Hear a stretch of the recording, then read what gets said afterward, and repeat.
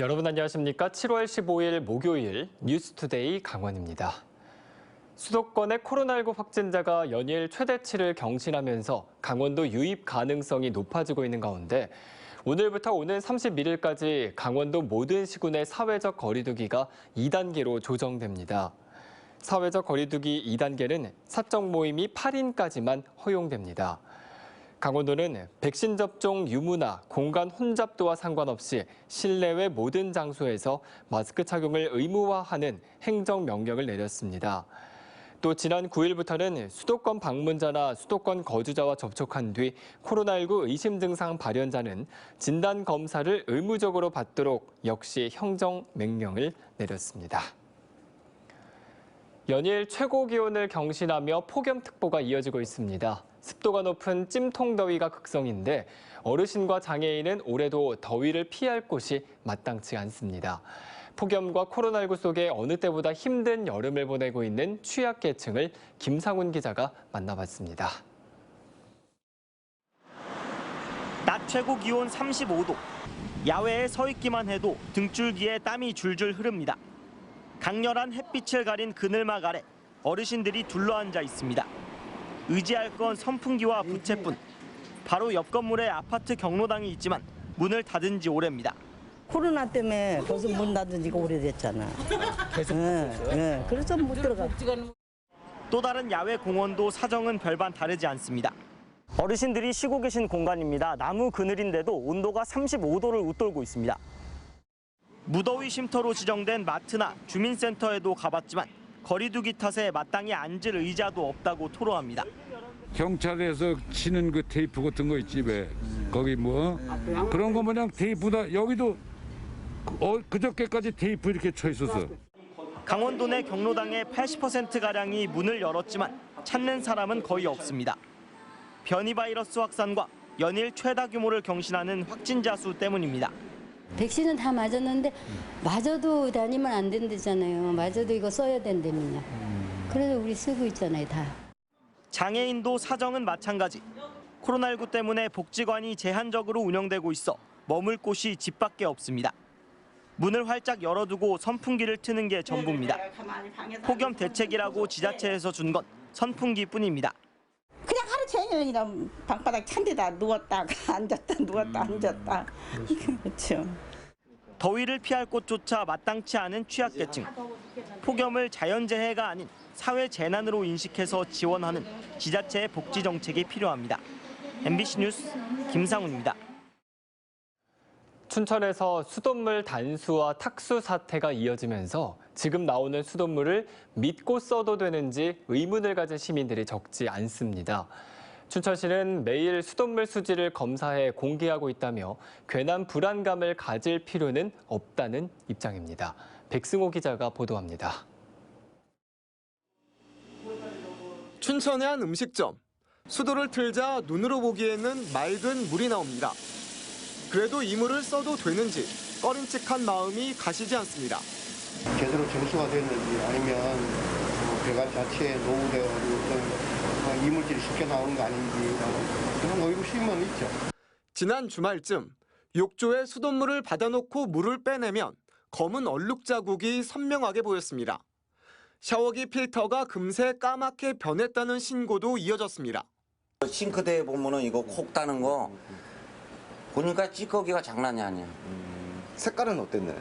누렇죠. 지금은 그런 신고가 줄기는 했지만 춘천 수돗물을 믿고 쓰지 못하겠다며 아직도 생수로 생활한다는 시민들이 있습니다. 기분 탓은 아닌 것 같은데 맛이, 그러니까 냄새라는 게 있잖아요, 물에. 예. 좀 달라서 우선 생수를 사다 먹고 있고 정수기가 있어도. 춘천시 근화동의 한 공공 화장실. 공무원이 수돗물 수질을 검사하기 위해 채수병에 물을 담습니다. 수돗물에 세균과 대장균이 없는지는 현장에서 바로 확인 가능합니다. 세균이나 대장균 같은 성분이 좀 사멸할 수 있는 조건인 거예요. 지금 핑크색으로 나오는 게 그러면은 전염소가 존재한다. 춘천시는 현재 춘천의 수돗물 수질에는 문제가 없다는 입장입니다. 춘천 58곳에서 수돗물을 떠 매일 수질을 검사하는데 탁도는 물론 알루미늄과 구리, 망간 등 모두 8가지 항목을 검사합니다. 지금까지는 중금속이 검출되거나 탁도가 기준치를 넘기지 않았다고 밝혔습니다. 이 검사 결과는 춘천시 수도운영과 홈페이지에서 확인할 수 있습니다. 가서 우리가 다 조사를 해봤더니 0.12, 0.2 아주 많은 게 0.45 뭐 이렇게 나오더라고요. 다 기준치 이내에 나왔다라고 하는 것. 그러면서도 춘천시는 현재 집집마다 수질을 검사해달라는 요청이 너무 많다며 당분간 개별 검사는 어렵다고 밝혔습니다. MBC 뉴스 백소입니다. 평창 대관령 도암호 인근에 대규모 리조트 개발이 추진되고 있습니다. 10년 전에 테마파크를 만들겠다던 그 업체가 이번에는 리조트 개발로 돌아선 건데요. 주민들은 리조트 건립이 아닌 공유재산 사유화를 목적으로 하고 있다며 의심의 눈초리를 보내고 있습니다. 보도에 조성식 기자입니다. 해발 700m에 위치한 도암호. 푸르른 산과 초지, 물이 어우러져 천혜의 자연경관을 뽐내고 있습니다. 그 중심지 41만 제곱미터터에 대규모 리조트를 개발하겠다는 업체가 나타났습니다. 현재 인근에서 목장을 운영하는 업체로 2,500억 원의 예산을 들여 유명 호텔 브랜드를 유치해 건립한다는 계획입니다. 오는 2025년 말까지 사업을 완료하고 친환경적 건축과 300여 명이 넘는 고용효과를 지역 상생 방안으로 내놓았습니다. 저희가 자체적으로 257시를 별도로 저희의 등고선에 맞게끔 또 계획관리 지역 내에서 허가가 가는 범주 내에서만 그렇게 하도록. 하지만 주민들은 리조트 개발 사업에 대한 강한 의구심을 품고 있습니다. 전체 사업비의 5%에 불과한 자기 자본으로 사업을 한다는 것과 10년 전에도 테마파크 조성을 추진하다 중단한 전력이 있어 사업 의지가 있는지 의심스럽다는 겁니다.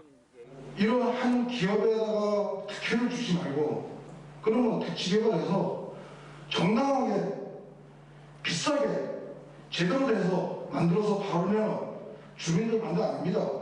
사업 부지도 논란이 되고 있습니다. 이곳 사업 예정지의 절반 이상이 군유지이기 때문에 공유재산 매각 절차가 이루어지지 않으면 사업 추진이 어려운 상황입니다.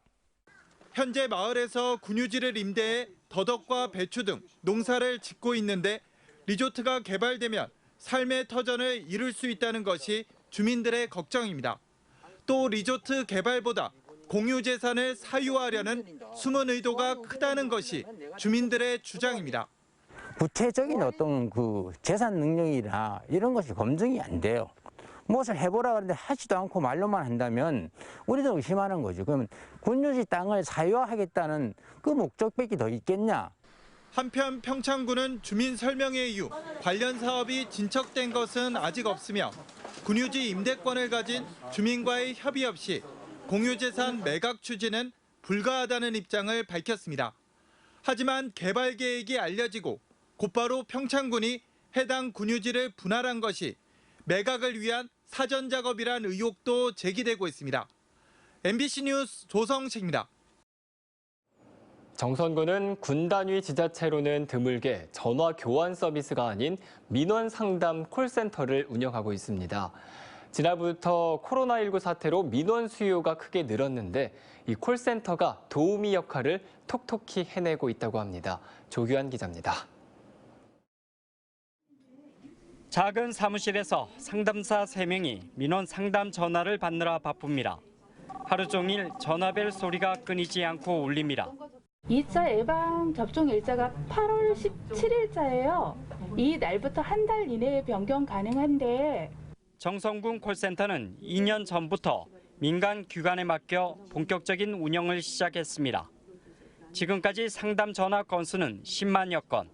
올해 들어 하루 평균 240건가량이 접수되고 있습니다. 콜센터 상담사가 절반 넘게 직접 처리하고 나머지는 담당자에게 전달하는데 민원 처리율이 97%가량 됩니다. 예전에는 복지나 농업 관련된 그 지원 관련 문의가 많으셨는데 지금 현재는 코로나19 관련 백신 접종 관련 문의가 많으시고요. 재난지원금에 관해서도 많으시고 관광에 관한 전화가 좀 줄어든 게 지난해 정성군이 공무원 335명을 상대로 자체 실시한 만족도 조사에서는 81%가 만족한다고 답했습니다. 아직 콜센터 상담사들이 개인 정보를 필요로 하는 민원 등은 직접 해결하기 힘든데 정성군은 이곳의 역할을 확대할 방침입니다. 앞으로 행정 분야에 대한 상담사의 전문성을 제고하여 민원 편의를 도모하고 또한 관내 고령층을 위한 직접 대행 서비스 신청 부분에 대하여 민원 지원을 확대해 나갈 예정입니다. 영동 지역에서는 강릉시가 콜센터를 운영하는데 민원 상담 전화가 하루 평균 800건 가까이 될 정도로 역할이 커졌습니다. 정성군은 앞으로 원주시 콜센터처럼 국제표준기구 품질 인증 획득에 도전할 계획입니다. MBC 뉴스 조기환입니다. 태백시 지역현안대책위원회는 국도 38호선 삼석시 신기면 구간의 4차선 개통이 늦어지고 있는 것과 관련해 감사원에 감사를 청구했습니다. 태백시 지역현안대책위원회는 국도 38호선 완전 개통에 대한 구체적인 계획을 밝히라고 요구한 데 대해 국토관리청이 최선을 다하겠다는 형식적인 답변에 그쳤다며 감사원의 정밀한 감사를 통해 공무원들의 무작위로 인한 피해를 찾아내고 그에 따른 후속 조치를 해야 한다고 주장했습니다. 강원도와 12개 시군, 6개 축협이 공동으로 참여하고 있는 강원도 한우 통합 브랜드 강원한우가 출범 5년 만에 연간 매출액 1,000억 원을 달성했습니다. 강원한우는 지난 2016년 7월 출범 이후 수도권 롯데마트 16개 매장과 23개 지역 판매장과 2개의 가맹점을 개설했습니다. 또 전국 축산물 브랜드 경진대회에서 2019년 대통령상을 포함해 4년 연속 입상했습니다. 올해는 무항생제, 동물복지 인증 농장을 확대하고 저소득층 가정에 가공품을 공급하는 나눔 실천도 진행할 계획입니다. 도내 학교의 여름방학이 시작됐습니다. 강원도 교육청에 따르면 초중 고 특수학교의 여름방학이 시작돼 이번 주 중 전체 663곳 중 절반가량인 341개 학교가 방학을 시작합니다. 다음 주에는 47%인 314개 학교에 이어 오는 27일을 마지막으로 도내 모든 학교가 약 4주간의 여름방학에 들어갑니다. 도교육청은 다음 달 2학기 전면 등교 방침은 변함이 없다고 밝혔습니다. 도내 학원과 교습소 종사자에 이어 개인 과외 교습자도 코로나19 백신 접종 대상에 포함됐습니다. 강원도교육청은 개인 과외 교습소가 백신 접종 대상에서 빠졌다는 MBC의 보도 이후 강원도로부터 50세 미만 개인 과외 교습자도 접종 대상에 포함시켰다는 통보를 받았다고 밝혔습니다. 강원도는 오는 26일을 개인 과외 교습자들의 잠정 접종일로 정하고 오늘까지 접종 명단을 받습니다.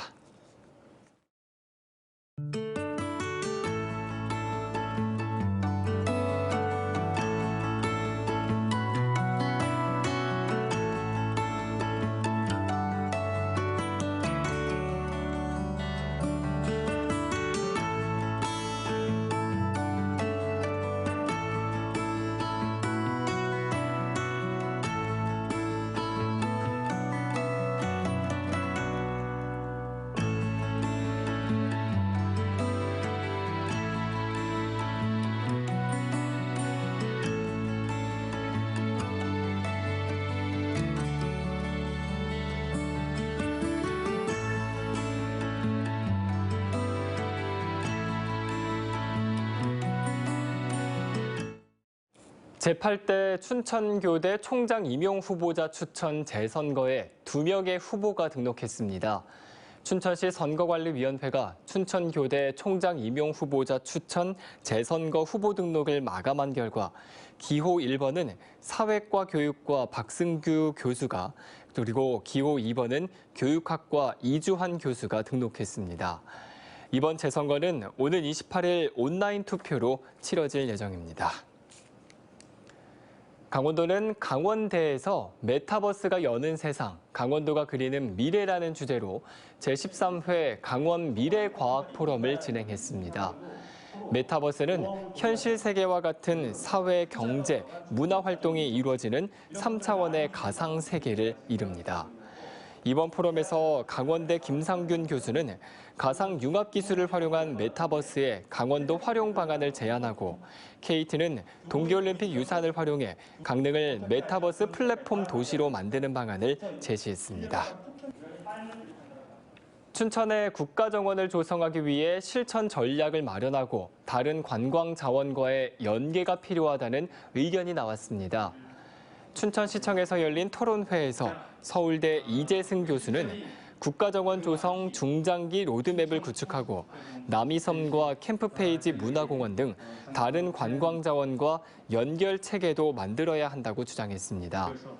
현재 전국 권역별로 국가정원 조성이 가능하도록 한 수목원과 정원법 개정안이 국회 본회의를 통과한 상태입니다. 강릉시가 피서철 이후 강문과 안목해변 등 해안가 주차장을 유료화합니다.